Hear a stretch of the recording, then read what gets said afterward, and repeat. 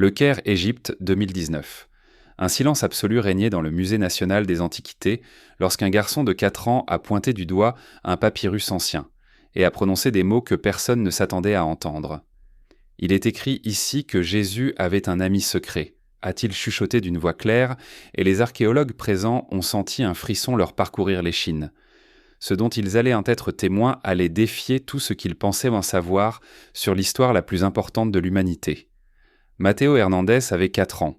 Il avait des yeux couleur de miel et un esprit qui fonctionnait différemment des autres. À 2 ans, on avait diagnostiqué à ce petit Mexicain un trouble du spectre de l'autisme, et depuis, il avait développé une fascination obsessionnelle pour les symboles anciens. Sa mère, Elena, professeure d'histoire à l'université de Guadalajara, pensait que c'était juste un jeu lorsque Matteo passait des heures à dessiner des symboles ressemblant à des hiéroglyphes dans ses cahiers. Mais tout a changé ce matin de mars, lorsqu'ils ont visité le musée pendant leurs vacances en famille. Le papyrus avait été découvert 6 mois plus tôt par une équipe de l'université d'Oxford dans les ruines d'un monastère copte près de Nag Hammadi et était daté d'environ 380 après JC. Le document n'avait pas encore été traduit car les experts ne parvenaient pas à déchiffrer son étrange mélange d'araméen ancien, de copte et de symboles inconnus. Il n'était exposé au public que depuis 2 semaines lorsque Matteo est entré dans la salle des manuscrits anciens. Elena se souvient de ce moment avec une clarté qui la fait encore trembler. Matteo ne parlait jamais aux étrangers et maintenait à peine le contact visuel. Mais quand il a vu ce papyrus derrière la vitre, il a couru vers lui comme s'il reconnaissait un vieil ami. Le garçon a posé sa petite main sur la vitre et a commencé à murmurer dans une langue que sa mère ne comprenait pas. Un gardien s'est approché pour leur demander de s'éloigner. Mais c'est alors que Matteo a dit quelque chose en espagnol avec une clarté parfaite. « Maman, je peux lire ça ? Il parle de Yeshua quand il était un enfant, comme moi. » Le docteur Rachid Al-Masri, directeur du département de papyrologie du musée, a entendu l'agitation et s'est approché avec un mélange de curiosité et de scepticisme. Il avait consacré 30 ans de sa vie à l'étude des manuscrits anciens et savait qu'un enfant ne pouvait pas déchiffrer ce que des équipes entières de spécialistes n'avaient pas réussi à faire. Mais quelque chose dans le regard intense de Matteo l'a fait s'arrêter. « Laissez le garçon parler », a-t-il ordonné fermement au gardien. Ce qui s'est passé ensuite allait tout changer pour toujours. Le docteur Al-Masri s'est agenouillé devant Matteo, ajustant ses lunettes avec des mains légèrement tremblantes. « Que vois-tu ici, petit ?» a-t-il demandé doucement, en montrant une section particulière du papyrus où les symboles semblèrent danser sous la lumière jaunâtre du musée. Matteo a penché la tête sur le côté, un geste caractéristique qu'il faisait lorsqu'il traitait des informations, et a commencé à parler avec une fluidité qui a paralysé tout le monde. Il est dit que Yeshua avait 6 ans quand il a rencontré un garçon nommé Éléazar à Nazareth. Éléazar était malade et ne pouvait pas bien marcher. Les autres enfants se moquèrent de lui. La voix de Matteo était calme, presque mécanique, comme s'il lisait une histoire pour s'endormir. Elena sentit son cœur battre la chamade. Son fils décrivait des scènes spécifiques, pas seulement des symboles reconnus au hasard. Le docteur Al-Masri a échangé un regard incrédule avec ses collègues qui s'étaient rassemblés autour d'eux. La docteure Samira Naguib, une experte en copte ancien de l'équipe d'Oxford, a sorti son téléphone et a commencé à filmer. « C'est impossible, murmura-t-elle en anglais. Mais elle ne pouvait pas quitter le garçon des yeux. Matteo a continué, son petit doigt traçant des lignes invisibles sur la vitre, comme s'il suivait une carte que lui seul pouvait voir. Yeshua a dit à Éléazar de ne pas être triste. Il lui a montré comment faire des oiseaux en argile près du ruisseau. Voici le symbole de l'eau. Matteo a indiqué un signe spécifique que les experts avaient remarqué comme indéchiffrable, et celui-ci est le mot pour « voler ». Yeshua a soufflé sur les oiseaux en argile, et ils se sont envolés comme de vrais oiseaux. Éléazar a ri pour la première fois depuis longtemps. Un silence pesant s'est installé dans la salle. Ce que Matteo venait de décrire correspondait presque exactement à un passage de l'Évangile, apocryphe de l'enfance de Thomas, un texte que le garçon n'avait aucun moyen de connaître. Mais il y avait plus, quelque chose qui a fait sentir au docteur Al-Masri un frisson lui parcourir le dos. Les détails spécifiques que Matteo mentionnait, le nom d'Éléazar, le ruisseau, l'état de l'enfant malade, n'apparaissaient dans aucun des évangiles apocryphes connus. « Comment sais-tu tout ça, Matteo ?» a demandé Elena, sa voix brisée par l'émotion. Le garçon a finalement détourné son regard du papyrus et a regardé sa mère droit dans les yeux, ses yeux de miel semblant contenir une sagesse ancienne. « Les lettres me parlent, maman. Je les entends parler. J'ai toujours pu le faire. La docteure Naguib s'est rapidement approchée avec sa tablette, montrant des photos en haute résolution de sections spécifiques du papyrus. « Mathéo, peux-tu nous dire ce que signifie ce symbole ?» a-t-elle demandé en montrant un signe dans le coin supérieur qui avait déconcerté les linguistes pendant des mois. Le garçon n'a même pas hésité. C'est le symbole du témoin. Cela signifie que quelqu'un a vu ce qui s'est passé et l'a écrit pour que ce ne soit jamais oublié. Mais la révélation la plus choquante était encore à venir. Le docteur Al-Masri a pris une décision qui allait à l'encontre de tous les protocoles du musée. Il a ordonné que le papyrus soit transporté dans une salle de recherche privée où Mathéo pourrait l'examiner de plus près, sans la barrière de verre. Si ce garçon peut vraiment lire ce que nous n'avons pas pu déchiffrer en 6 mois, nous devons documenter chaque mot qu'il prononce, a-t-il expliqué à un conservateur nerveux qui protestait contre les règles de sécurité. Elena a rapidement signé les formulaires d'autorisation. Ses mains tremblaient si fort qu'elle pouvait à peine tenir le stylo. 20 minutes plus tard, dans une salle éclairée par des lampes spéciales pour protéger les matériaux anciens, Mathéo était assis devant le papyrus, étalé sur une table rembourrée. Le document mesurait environ 42 cm de long et 28 cm de large, avec des bords irréguliers qui témoignaient de ces 15 siècles d'histoire. À certains endroits, l'encre était presque complètement effacée, tandis qu'à d'autres, les symboles restaient étonnamment clairs, comme s'ils avaient été écrits la veille. Mathéo a tendu la main, mais la docteure Naguib l'a doucement arrêté. « Nous ne pouvons pas toucher le papyrus directement, mon chéri, mais tu peux le regarder autant que tu veux. » Le garçon a hoché la tête et s'est penché sur le document. Ses yeux se déplaçaient de gauche à droite à une vitesse inhumaine pour son âge. Pendant 3 minutes complètes, personne n'a osé respirer. Les caméras installées dans la salle enregistraient chaque seconde. Puis Mathéo a parlé, et ces mots ont fait s'asseoir Elena. Ce papyrus a été écrit par un homme nommé Toby. Il était le frère aîné d'Éléazar, le garçon qui ne pouvait pas bien marcher. Toby avait 16 ans quand il a rencontré Yeshua. Voici son nom, a-t-il dit en montrant un groupe de symboles dans le coin inférieur droit que personne n'avait identifié comme une signature. Toby a écrit ceci 53 ans après la mort de Yeshua. Il l'a caché parce qu'il avait peur d'être tué pour avoir dit la vérité. Le docteur Al-Masri s'est penché sur un carnet, notant frénétiquement chaque mot. Quelle vérité, Mathéo? Qu'est-ce que Toby avait si peur de révéler? Le garçon a continué de sa voix monocorde, celle qu'il prenait lorsqu'il était profondément concentré. Toby a vu des choses que personne d'autre n'a vues, les choses que Yeshua faisait quand il pensait être seul, mais Toby le suivait en secret parce qu'il voulait comprendre comment il avait guéri son frère Éléazar. Une tension électrique a rempli la pièce. La docteure Naguib a approché son visage du papyrus, comparant les mots de Mathéo aux symboles qu'elle pouvait partiellement identifier. « Mon Dieu !» a-t-elle murmuré en arabe. Il y a un mot ici qui pourrait en effet se traduire par « suivre » ou « observer », et cette séquence pourrait être un nom propre. Elle s'est tournée vers le docteur Al-Masri, les yeux écarquillés. Ce garçon lit des symboles que nous avions classés comme décoratifs ou endommagés. Comment est-ce possible?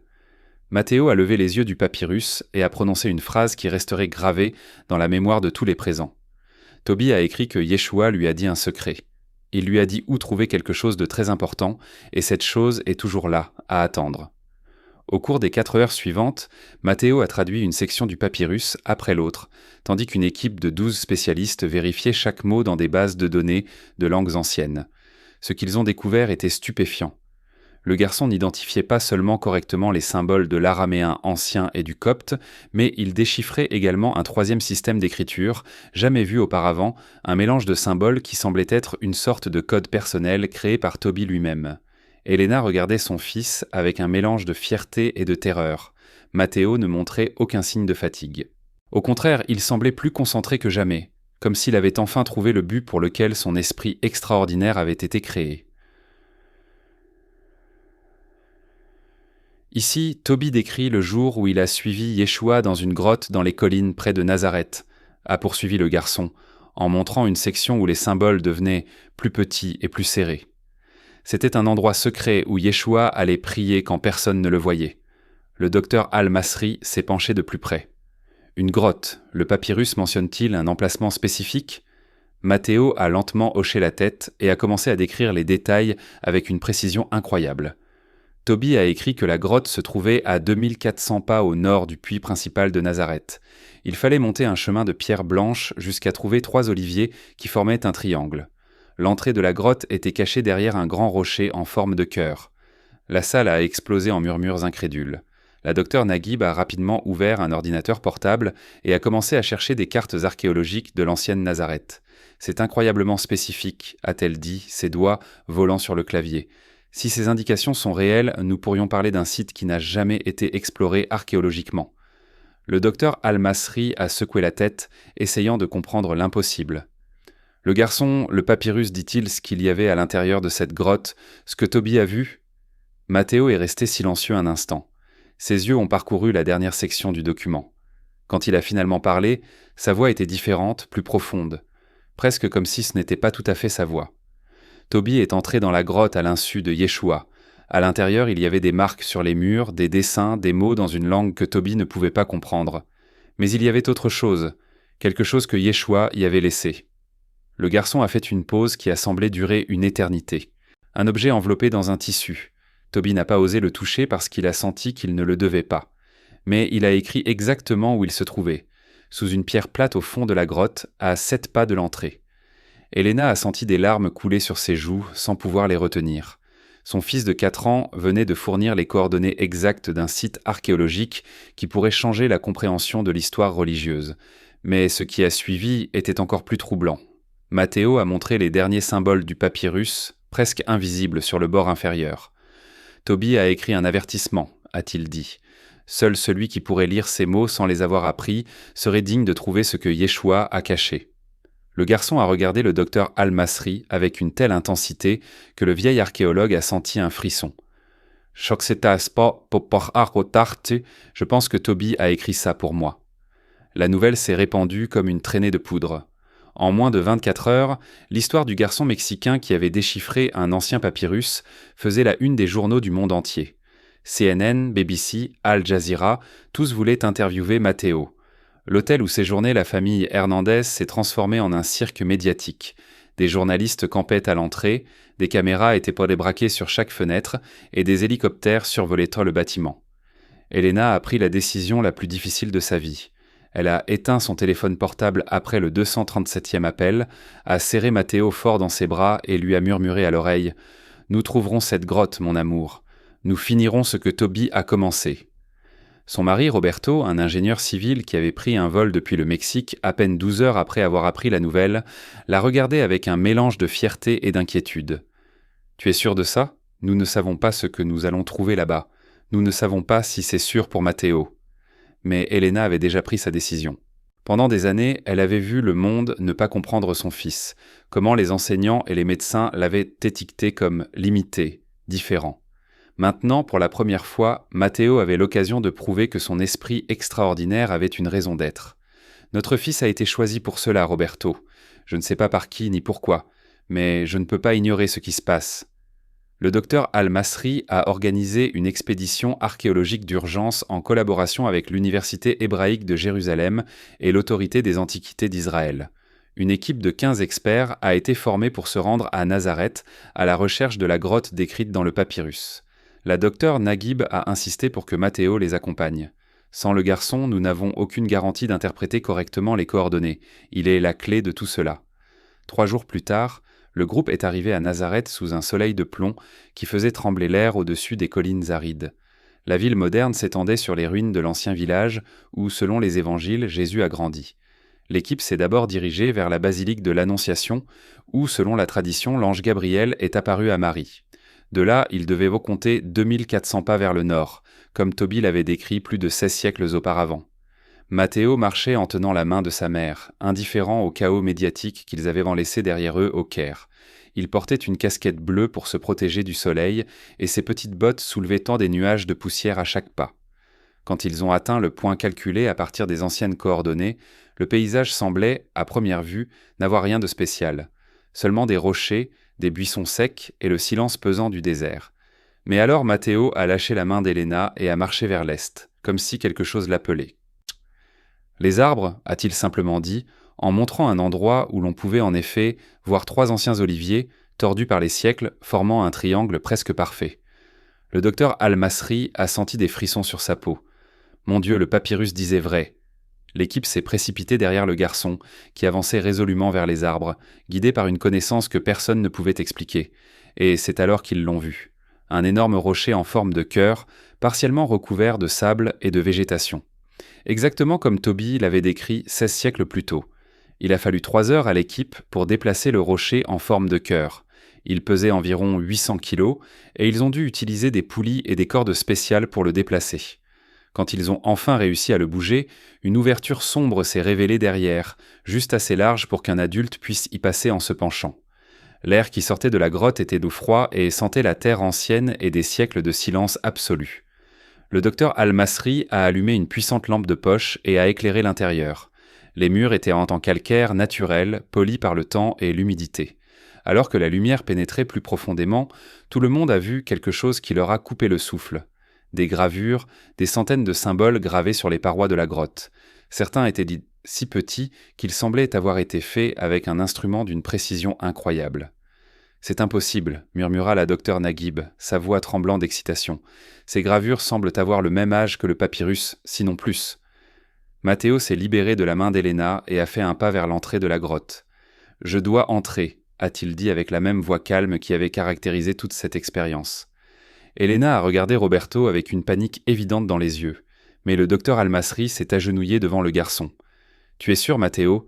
Il fait très sombre là-dedans. » Le garçon a hoché la tête sans hésiter. « Les mots m'appellent, je peux les entendre d'ici. » Après avoir équipé Matteo d'un casque avec une lampe frontale et d'un harnais de sécurité relié à des cordes, l'équipe l'a laissé entrer le premier. Le docteur Al-Masri, Elena et 2 autres archéologues l'ont suivi.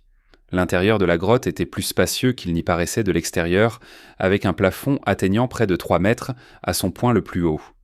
Le sol était recouvert d'une couche de terre battue et de petites pierres. Matteo a fait exactement 7 pas depuis l'entrée, comme l'indiquait le papyrus, et s'est arrêté devant une pierre plate encastrée dans le sol. « C'est ici », a-t-il simplement dit en montrant le sol. L'équipe a commencé à excaver soigneusement autour de la pierre, documentant chaque centimètre du processus avec des caméras et des mesures précises. Quand ils ont finalement réussi à soulever la dalle, qui mesurait environ 60 sur 40 cm, tout le monde s'est figé. Sous la pierre, il y avait une cavité rectangulaire taillée dans la roche.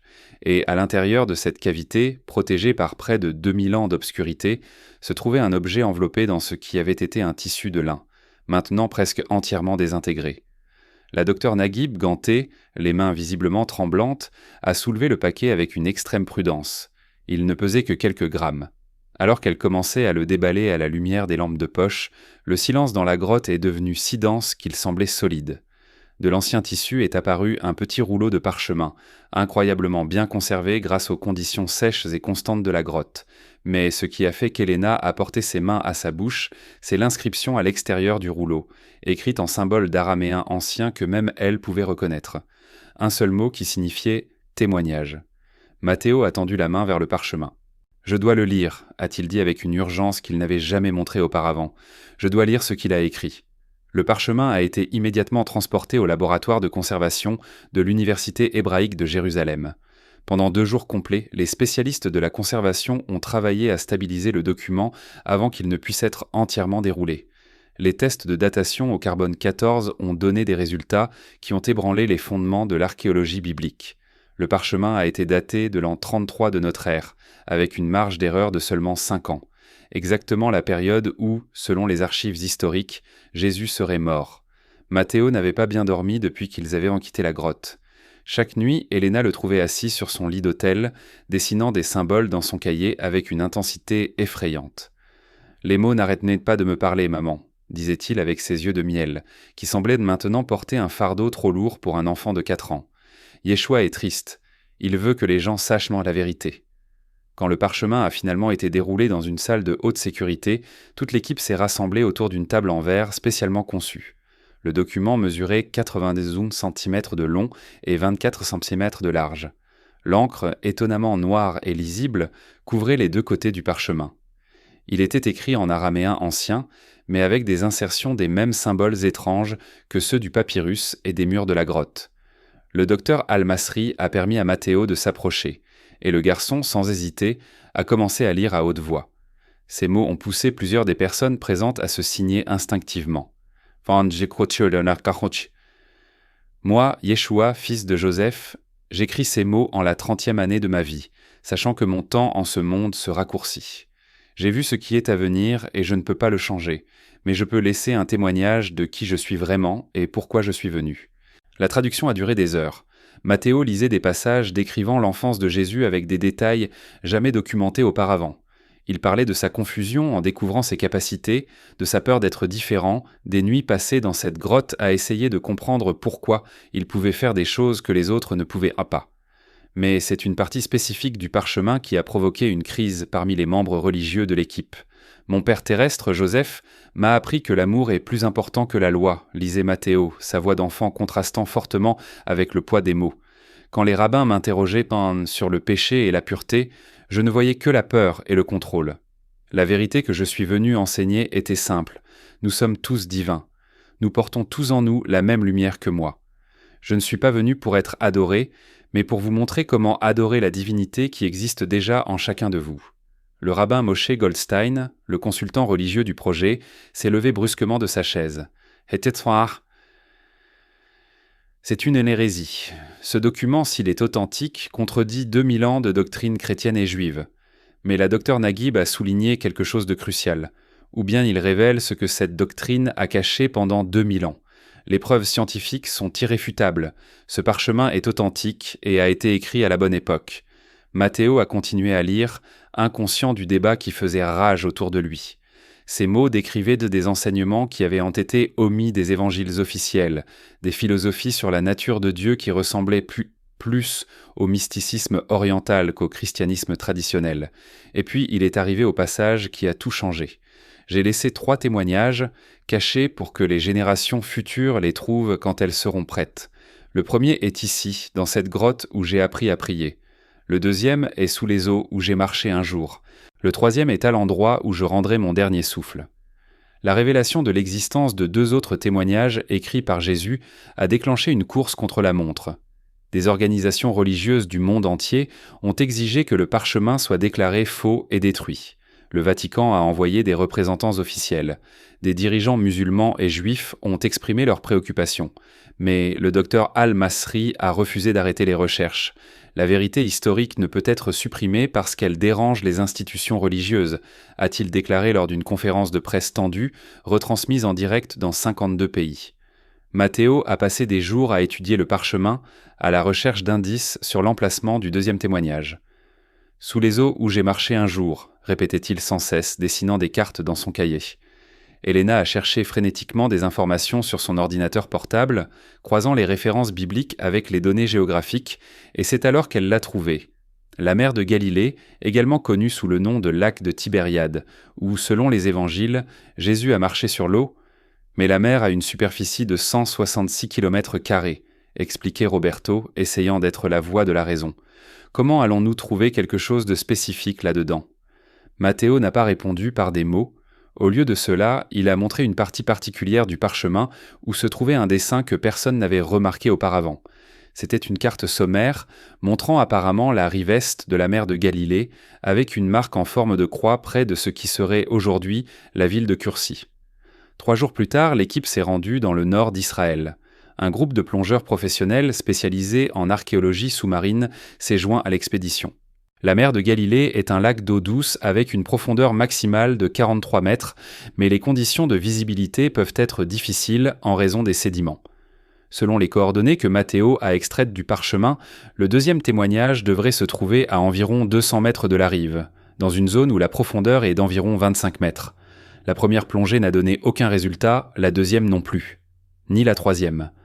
Après 6 jours de recherches intenses, l'équipe a commencé à perdre espoir, mais Matthéo est resté imperturbable. Chaque matin, il s'asseyait au bord du lac, les pieds dans l'eau, comme s'il attendait un signe. Elena le regardait de loin, se demandant si elle n'avait pas poussé son fils trop loin, si elle n'avait pas laissé cette obsession consumer leur vie. Et puis, le soir du 7e jour, quelque chose que personne ne pouvait expliquer s'est produit. Matthéo était assis au bord de l'eau, comme d'habitude, mais il s'est soudainement levé et a marché vers l'eau. « Matthéo, non !» a crié Elena en courant vers lui. Mais le garçon ne s'est pas arrêté. Il a marché droit dans le lac jusqu'à ce que l'eau atteigne sa taille, puis sa poitrine. Et juste au moment où Elena allait se jeter à l'eau pour le récupérer, Matteo s'est arrêté et a pointé du doigt vers le bas. « C'est ici », a-t-il dit de cette voix calme qui était devenue familière. « Juste ici, en dessous. » Un plongeur s'est précipité pour marquer les coordonnées exactes du point où se tenait Matteo. Quand l'un d'eux est descendu avec un équipement sonar, sa voix est sortie de la radio avec une incrédulité totale. « Il y a quelque chose ici.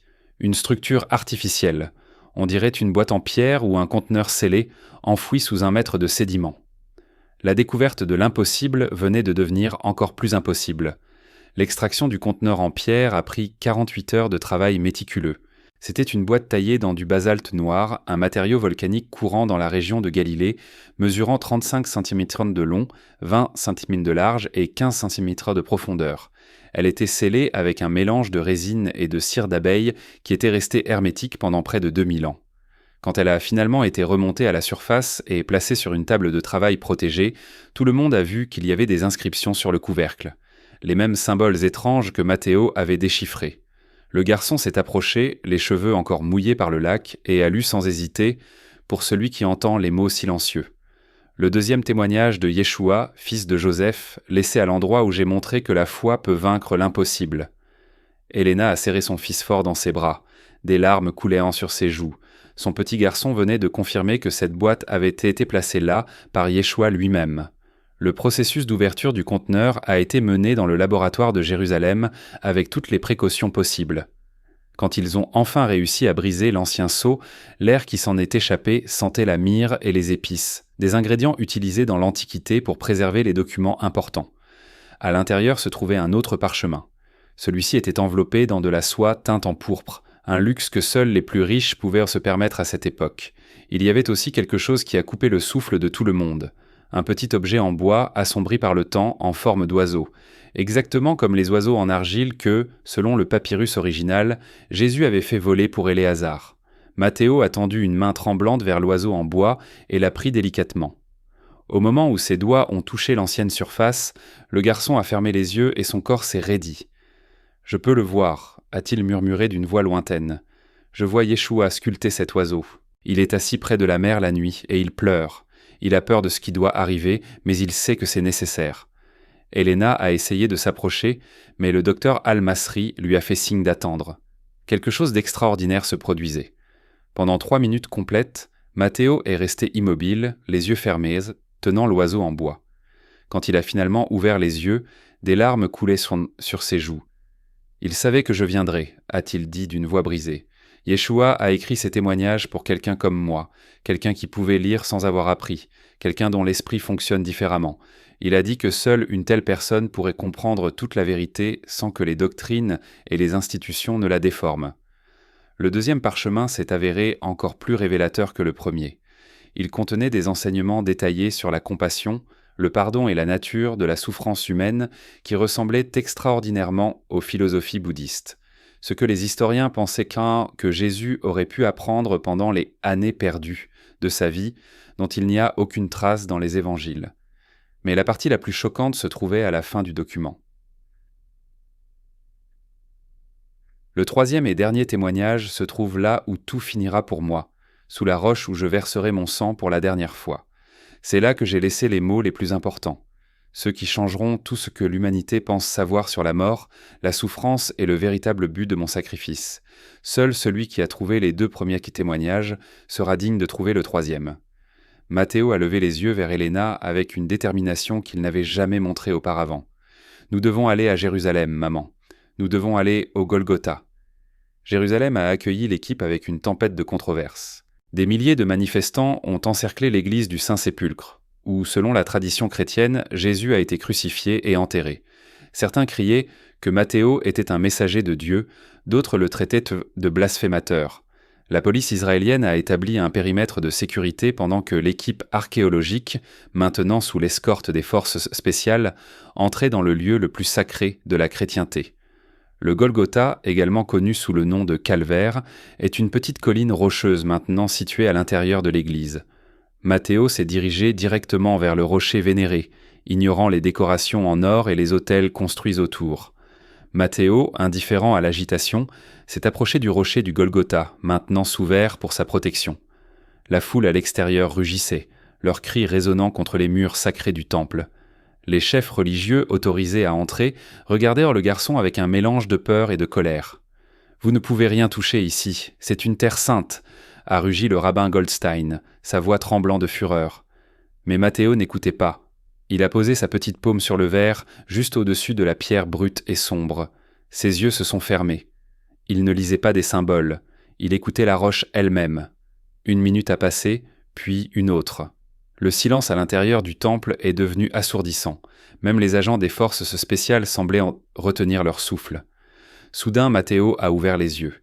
Il n'y avait plus de sagesse ancienne en eux, seulement la pureté d'un enfant. Il s'est tourné vers sa mère. Il dit que le troisième témoignage n'est pas ce qui est écrit, mais ce qui a été laissé. Ce n'est pas sur la pierre, mais dans la pierre.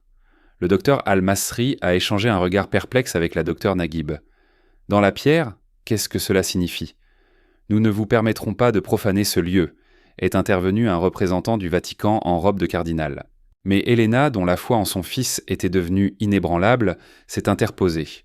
Mon fils a trouvé 2 témoignages que la science jugeait impossibles. Il nous a conduits dès jusqu'ici. Nous devons lui faire confiance. Matteo s'est de nouveau tourné vers le rocher.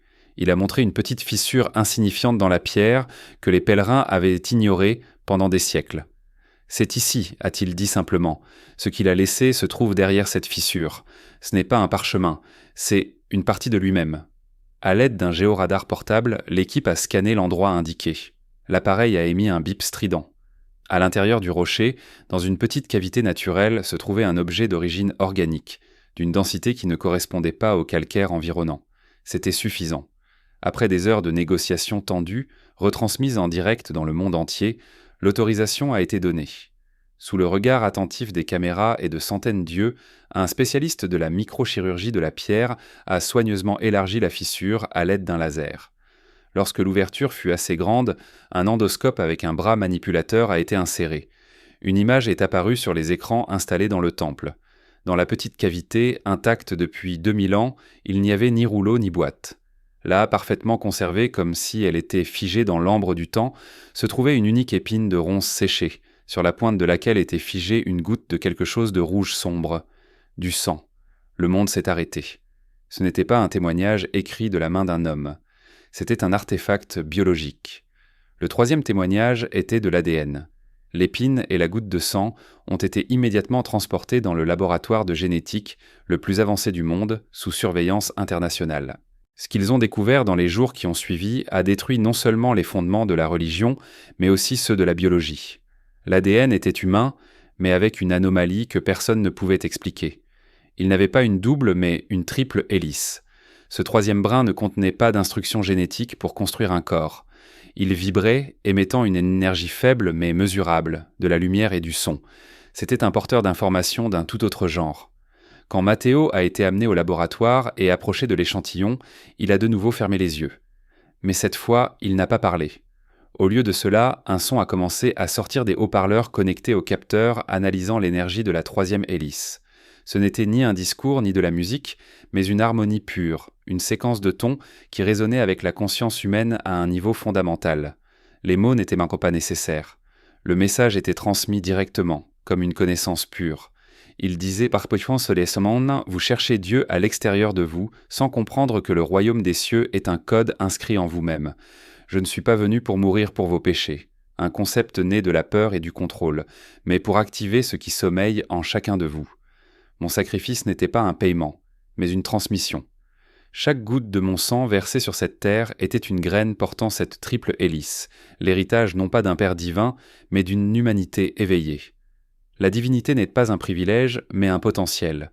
La souffrance n'est pas une punition, mais une résistance à votre vraie nature. La mort n'est pas une fin, mais une transition de la conscience d'une forme à une autre. L'amour dont j'ai parlé n'est pas une émotion, mais la fréquence fondamentale de l'univers, l'harmonie que vous entendez maintenant. Cessez de m'adorer. Commencez à vous écouter.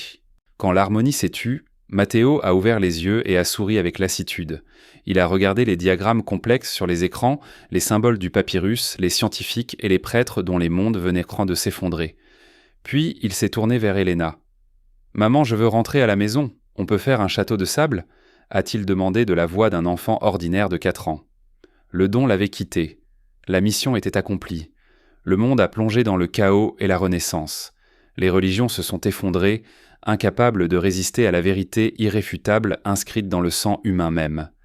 Mais sur leur ruine naissait quelque chose de nouveau, une ère de recherche intérieure, une ère de responsabilité personnelle et de connexion universelle. L'humanité a cessé de regarder le ciel pour trouver le salut et, pour la première fois depuis des millénaires, a tourné son regard vers l'intérieur. Et quelque part sur une plage mexicaine tranquille, un petit garçon aux yeux de miel riait pendant que les vagues emportaient Vendorté son château de sable, et dans son rire, il n'y avait rien d'autre que la joie pure, simple et humaine. Il avait terminé ce que Toby avait écrit, et maintenant il était libre, et avec lui l'humanité entière.